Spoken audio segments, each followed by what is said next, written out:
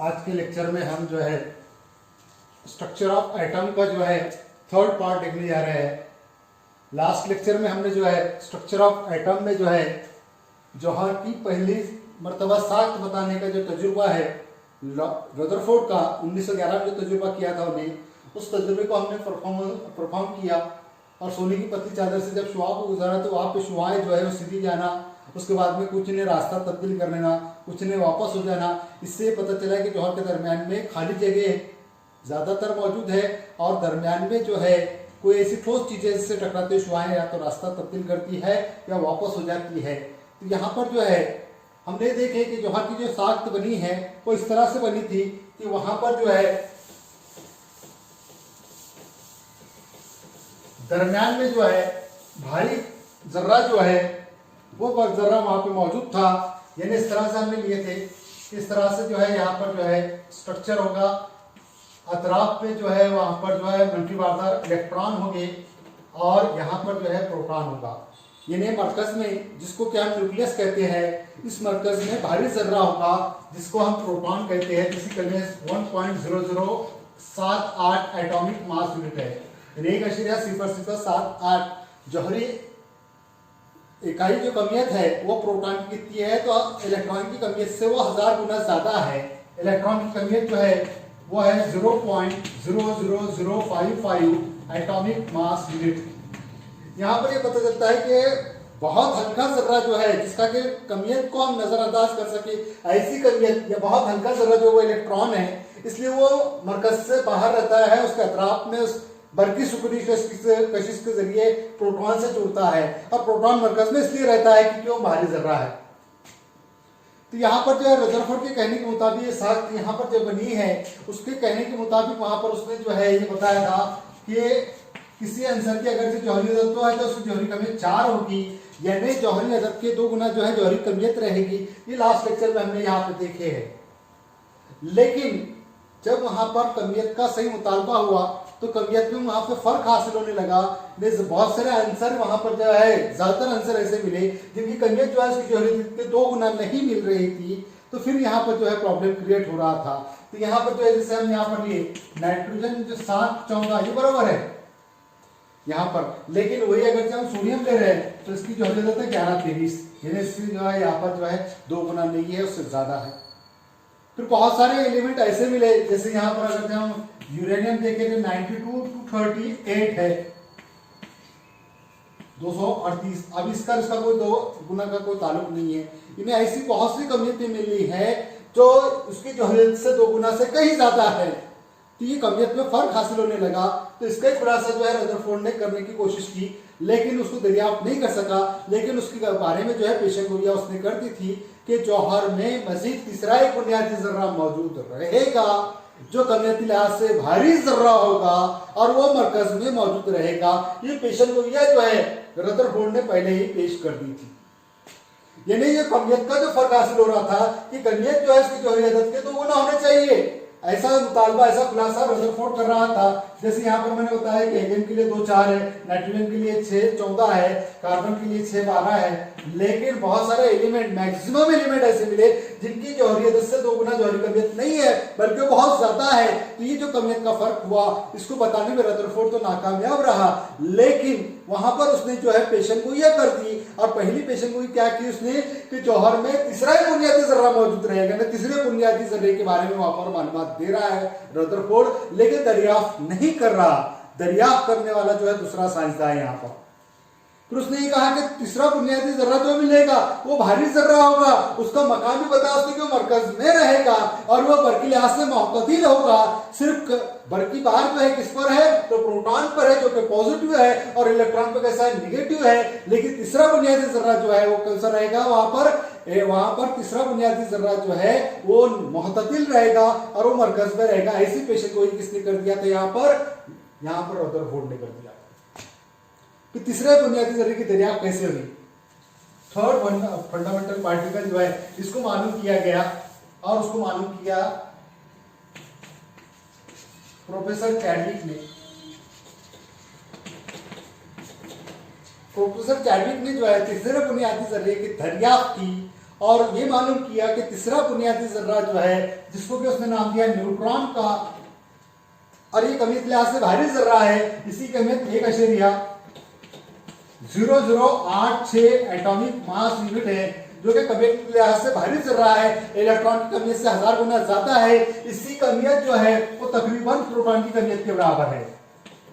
Proton की कमियत और neutron की कमियत जो है तकरीबन बराबर है। यहाँ पर हम देखें कि प्रोटॉन और न्यूट्रॉन की कमियत जो है तकरीबन कैसी है, बराबर है।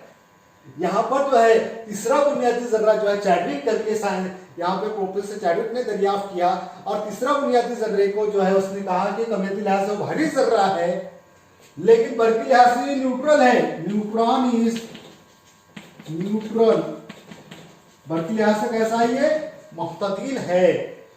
यहाँ पर जो है तीसरा बुनियादी जर्रा जो कमियती लिहाज से भारी जर्रा है और बर्की लिहाज से मुख्तदिल है, इसका मकाम उसने कहा बताया कि इसका मकाम जो है मरकज में होगा और प्रोटॉन के साथ रहेगा।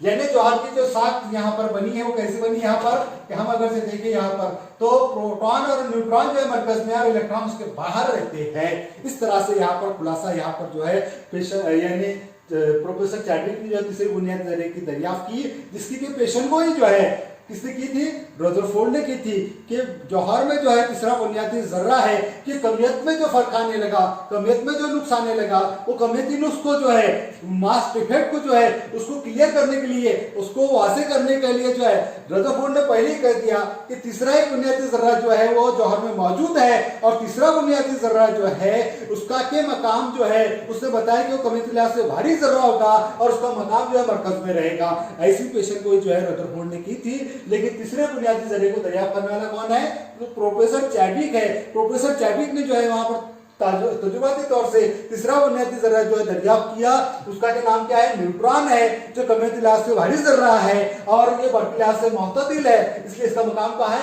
मरकज में रहेगा। तो यहाँ पर तीसरा बुनियादी जर्रा मालूम हुआ। तो हमने जो है न्यूट्रॉन अदद कैसे निकालते हैं, न्यूट्रॉन नंबर, हम कमियत में से उसको जो है जौहरी अदद को तफरीक करते हैं, जौहरी कमियत में से जौहरी अदद को तफरीक करते हैं तो हमको न्यूट्रॉन नंबर मालूम होता है, कितने न्यूट्रॉन मौजूद रहेंगे। इन्हें न्यूट्रॉन मालूम करने का फॉर्मूला भी वहां पर दे दिया इसने, और कैसे दिया कि n = a - z। ए क्या है, एटॉमिक मास, z क्या है, एटॉमिक नंबर,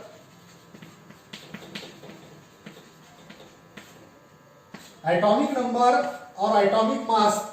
यानी एटॉमिक मास में जौहरी कमियत में से जौहरी अदद को हम तफरीक करें तो हमको क्या मिलेगा, न्यूट्रॉन नंबर मिलेगा। न्यूट्रॉन नंबर, न्यूट्रॉन की जो तादाद है हमको कैसे मालूम होगी वहां पर, कि हम जौहरी कमियत में से जौहरी अदद को तफरीक करेंगे। फॉर एग्जाम्पल यहाँ पर अगर जो हम किसी आंसर में, जैसे सोडियम की यहाँ पर जो है इसके 11 23 है, तो इसमें की न्यूट्रॉन हमको निकालना है, तो पता ही चल रहा है कि इसमें 11 प्रोटॉन है और उतने ही 11 इलेक्ट्रॉन है, लेकिन न्यूट्रॉन नंबर निकालना है। तो न्यूट्रॉन नंबर मालूम करने के लिए हम क्या करेंगे, यहाँ पर कि ये फॉर्मूले का इस्तेमाल करेंगे, n = a - z। तो यहाँ पर n मालूम करने के लिए a कितना है इसका 23 है और z कितना है उसका 11 है।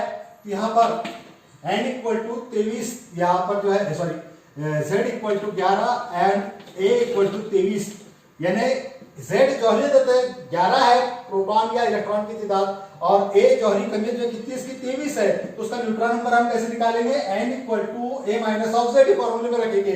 n = a - z इस फॉर्मूले की कीमत रखिए तो क्या मालूम है, 23 + 11 यानी क्या मिलेगा, n = कितना मिलेगा 12, यानी न्यूट्रॉन कितने है उसमें 12 न्यूट्रॉन ऐसे हम दरियाफ्त करेंगे। यानी किसी आंसर में की न्यूट्रॉन तादाद को हम मालूम कर सकते हैं कौन से फॉर्मूले से, n = a - z। जैसे यूरेनियम का मैंने आपको बताया था कि यूरेनियम जो है इसका 92 और 238 है, तो इसमें न्यूट्रॉन नंबर अगर हमको निकालना है तो इसका z कितना है 92 और इसका a कितना है 238, तो हमको क्या निकालना है, न्यूट्रॉन नंबर। न्यूट्रॉन नंबर बराबर क्या है, a - z। a - z फॉर्मूले में हम यहाँ पर z की और इसकी a की कीमतें रखेंगे फॉर्मूले में, तो हमको न्यूट्रॉन नंबर मिलेगा। देखो कैसे मिलेगा, यूरेनियम में न्यूट्रॉन कितने हैं, यहाँ पर 238 - 92, यहाँ पे डिफरेंस ले लेंगे हम, 238 - 92 क्या आएगा 6, यहाँ पर जो है 4, 146, यानी यूरेनियम में जो है न्यूट्रॉन की तादाद कितनी है? 146 जो है न्यूट्रॉन अदद है वहां। तो इस तरह से न्यूट्रॉन अदद मालूम करने के लिए जो है यहाँ पर जो है प्रोफेसर चैडविक ने जो है हमको यहाँ पर जो है न्यूट्रॉन दरियाफ्त करके बताया, और न्यूट्रॉन हमको मालूम करने के लिए जो है यहाँ पर एक फार्मूला पेश किया गया जो जौहर में मौजूद न्यूट्रॉन मालूम कराता है हमको। और वो फार्मूला क्या है? n = a - ऑफ z जो है इस फार्मूले से a क्या है? जौहरी कमियत है, z क्या है? जौहरी अदद है, और n क्या है? न्यूट्रॉन नंबर है। तो न्यूट्रॉन नंबर हम किसी भी मालूम कर सकते हैं। न्यूट्रॉन नंबर जो है इसका जौहरी अदद से या इलेक्ट्रॉन की तादाद से या प्रोटॉन की तादाद से कोई लेना देना नहीं है। वो कितने भी हो सकते हैं, कम भी हो सकते हैं, ज्यादा भी हो सकते हैं, उससे कोई मुतालबा नहीं है। यहाँ पर जो है न्यूट्रॉन नंबर वेरिंग है, चेंजिंग हो सकती है, लेकिन प्रोटॉन और इलेक्ट्रॉन की तादाद हमेशा कैसी रहेगी? इक्वली रहेगी, मसावी रहेगी। प्रोटॉन नंबर और इलेक्ट्रॉन नंबर में कभी भी फर्क नहीं आ सकता, वो दोनों मसावी रहेंगे। क्यों? कि पॉजिटिव चार्ज और नेगेटिव चार्ज जौहर में का जो है कैसा है? इक्वल है। जौहर बढ़ती लिहाज से कैसा है? Atom is neutral.